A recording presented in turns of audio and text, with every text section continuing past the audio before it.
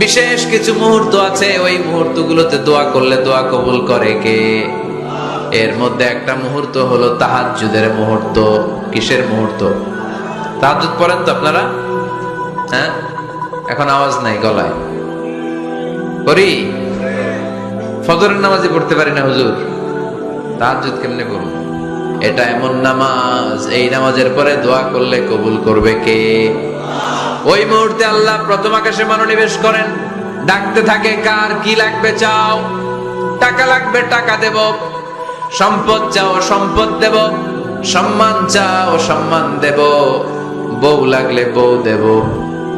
তাহাজ্জুদের দোয়া আল্লাহ ফিরায় না। ইফতারির আগে যে দোয়া, ওইটা আল্লাহ ফিরায় না।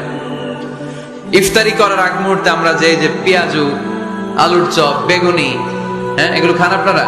এই যে সাজায় রাখা হয় ডিজাইন করে, এইগুলো রেখে যখন দোয়া করেন, এই দোয়াটা আল্লাহ শুনে খুব। আল্লাহ বলে, কিরে ফেরেশতারা, ঘটনা কি? এত খাবার কেন? আল্লাহ রোজা রাখছে। কি চায়? আল্লাহ ক্ষমা চায়। তো খায় না যে তৃষ্ণার, তো আল্লাহ আপনার ভয়ে। আমারে দেখছে না, আল্লাহ আপনারা দেখে নাই। জান্নাত দেখে নাই, আমার জাহান্নাম দেখেছে আল্লাহ কিন্তু জানে। তারপরে ফেরেশতাদের মুখ থেকে বের করা হবে। সুবহানাল্লাহ পড়ে।